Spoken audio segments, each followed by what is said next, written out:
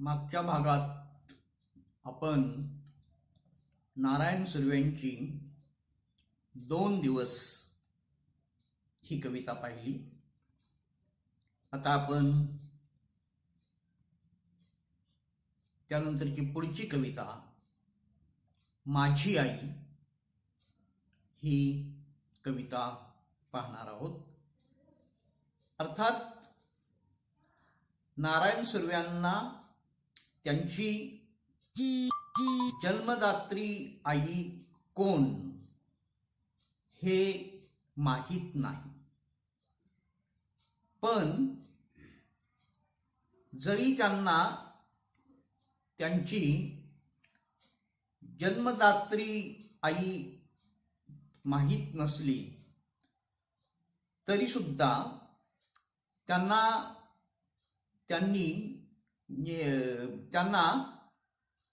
ज्या आईनं मुलगा म्हणून सांभाळलेलं आहे तिलाच त्यांनी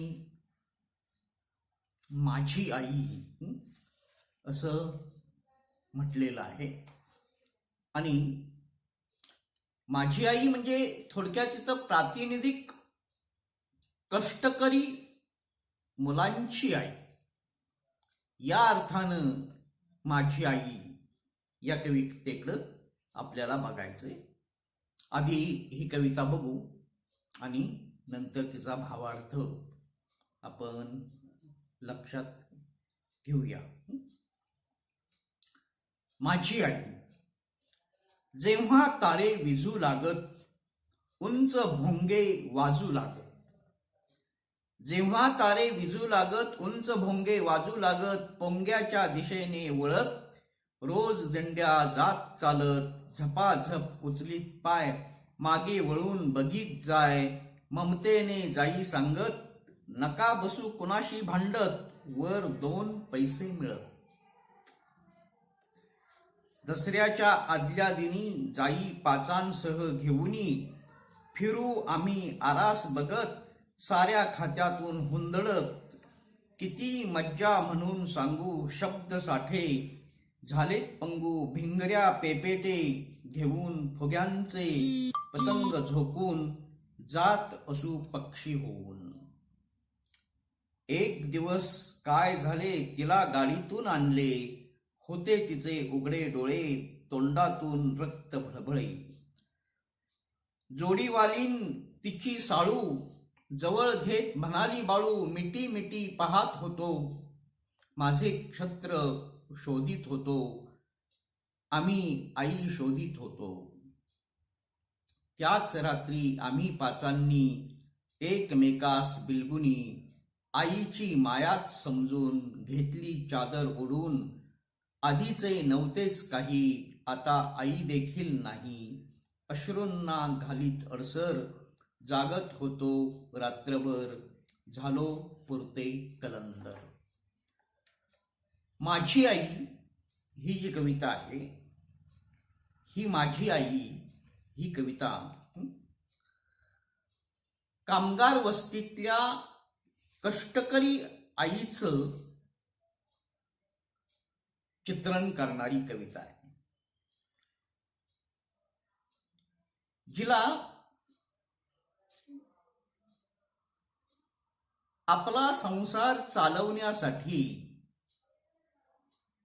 कारखान्याची वाट चालावी लागते किंवा कामासाठी तिला घराच्या बाहेर पडावं लागतं, आणि कामासाठी तिला घराच्या बाहेर पडत असताना तिची जी मुलं बाळं आहेत त्या तिच्या मुलाबाळांना घरातच ठेवून तिला बाहेर पडावं लागतं. आपल्या माग आपली मुलं आपापसात कळवंडतील का, भांडतील का याचा विचार तिच्या मनात कायम असतो.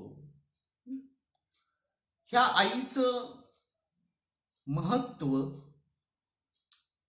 इथं ह्या मुलांना ती आहे तोपर्यंत कळत नसलं तरी ती नसल्यावर मात्र कळत आहे. तिचं प्रेम, तिचं वेगळेपण नारायण सुर्वे यांनी त्यांच्या माझी आई या कवितेतून विशद केलेला आहे. 4 कडव्यांच्या या कवितेचे पूर्वार्ध आणि उत्तरार्ध असे 2 भाग पडतात. पहिल्या 2 कडव्यांच्या पूर्वार्धात गिरणीत काम करणाऱ्या आपल्या आईच्या आपल्याशी आणि गिरणीशी जोडलेल्या आठवणी आणि तिनं आपल्यावर केलेले संस्कार ह्या बाबी आलेल्या आहेत. ही आई अन्य कवितांमध्ये येणाऱ्या आईसारखी नाही, तर ही आई कष्टकरी आई आहे, कष्टकरी मुलांची आई आहे. अनेक कथा कवितांमधून आईचं चित्रण आलेलं आहे. मांगल्य सिंधू आई, प्रेमस्वरूप आई, वात्सल्य सिंधू आई, अशा प्रकारे माधव जुलियनांनी आईचं वर्णन केलेलं आहे. स्वामी तिनी जगाचा आई विना भिकारी असं वर्णन दुसऱ्या एका कवितेत आलेलं आहे. त्याच पद्धतीनं आई म्हणून कोणी, आईस हाक मारी, अशा पद्धतीनं वर्णन आणखी एका कवितेमध्ये आलेलं आहे.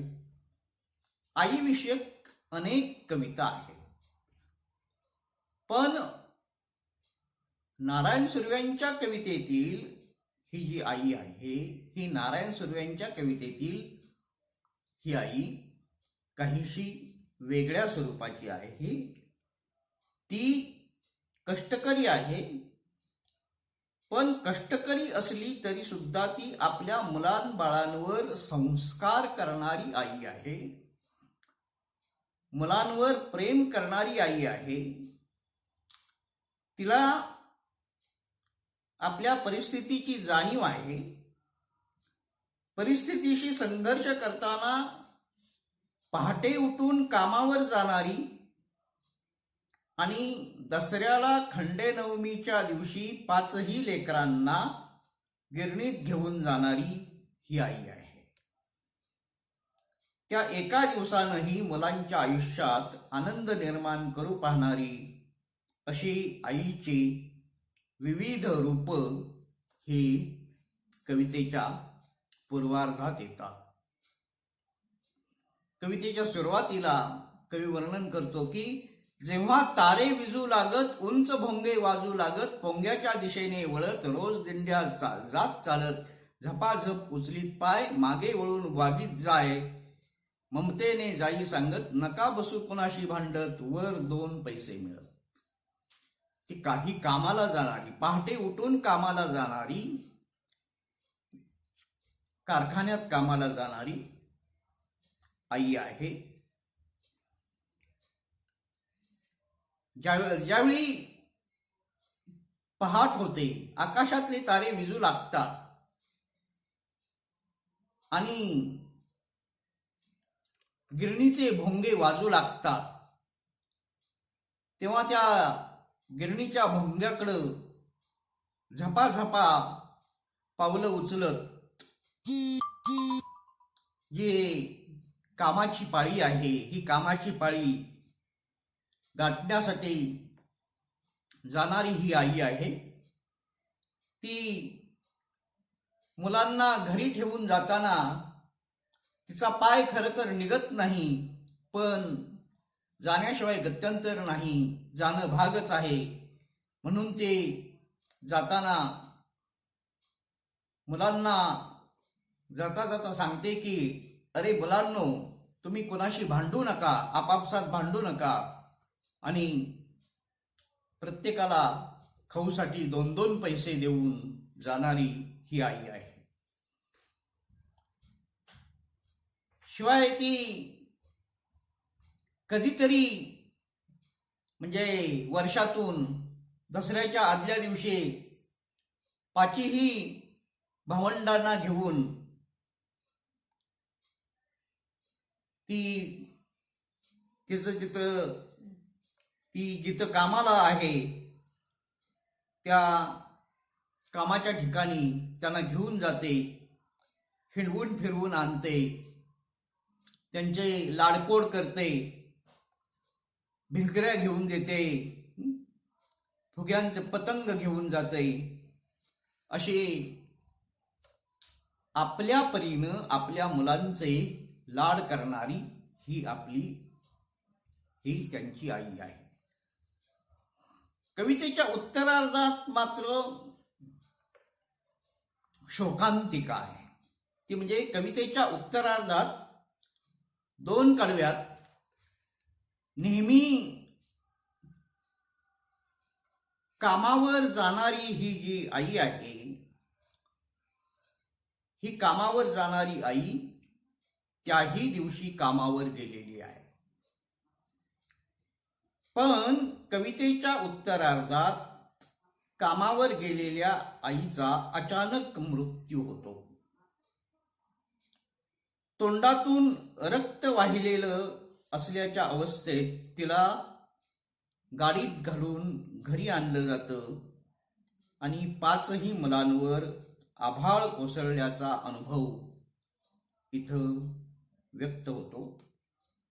अशा आभाळ कोसळल्याच्या प्रसंगी देखील आईची जी जोडीदारीण आहे, ती जोडीदारीण साळू जवळ घेऊन ह्या पोरांना धीर देते. छत्र गमावलेल्या त्या रात्री ही 5ही मुलं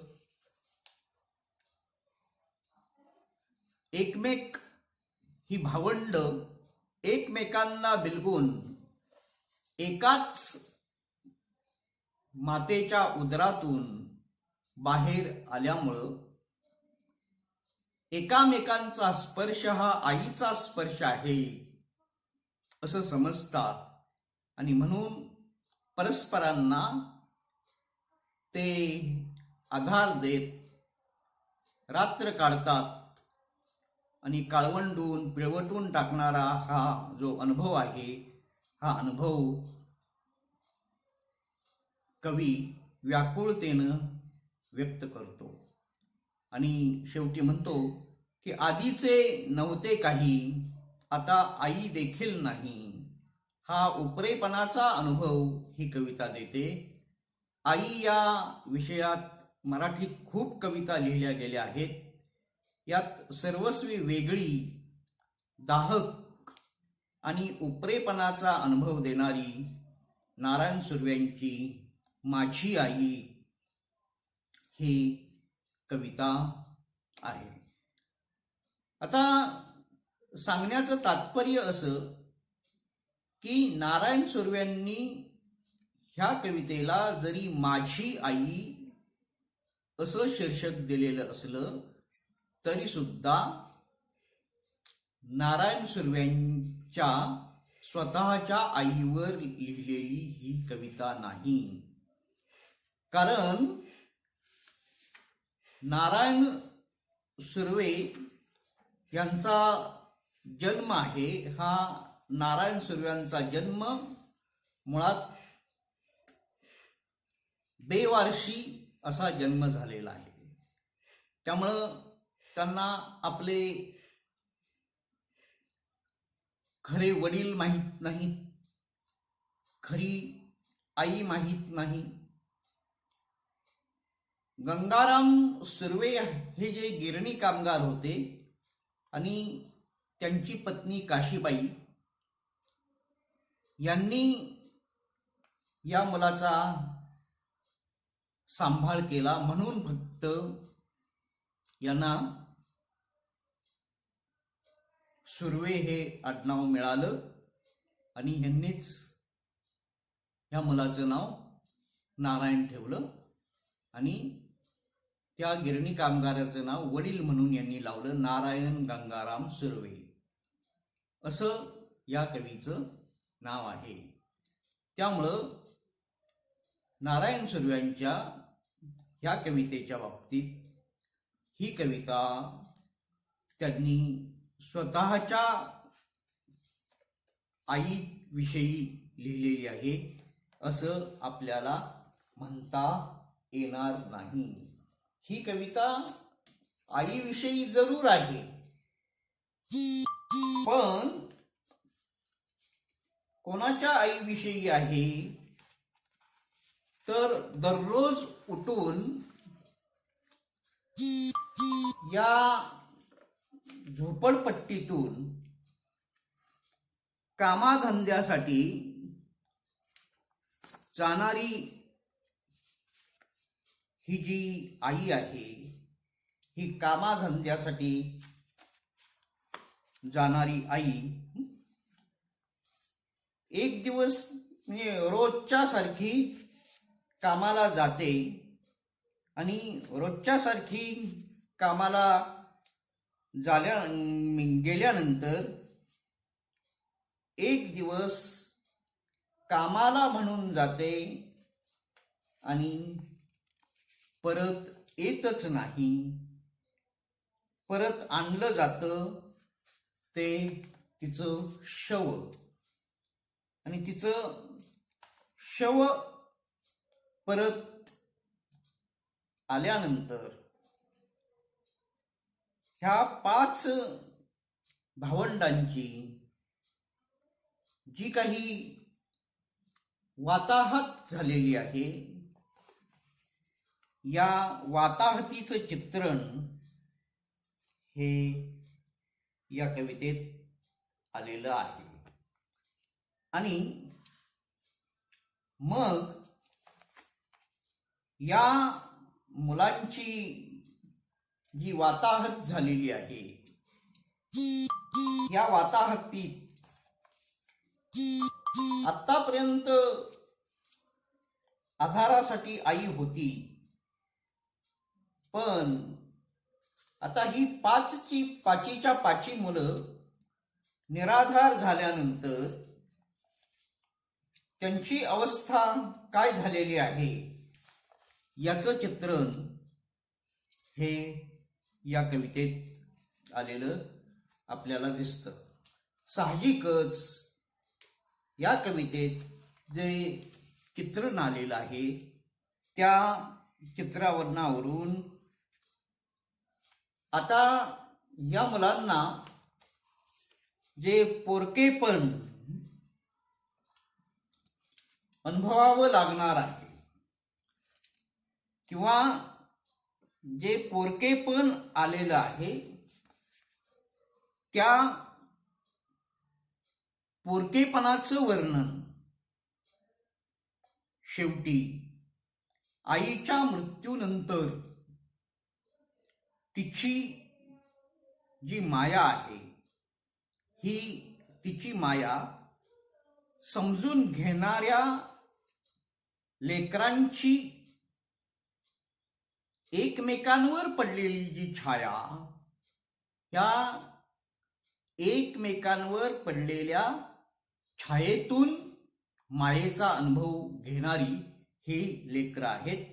आणि म्हणूनच शेवटच्या कडव्यामध्ये ही भावंड म्हणतात की त्याच रात्री आम्ही पाचांनी एकमेकास बिलगुनी आईची माया समजून घेतली चादर ओढून.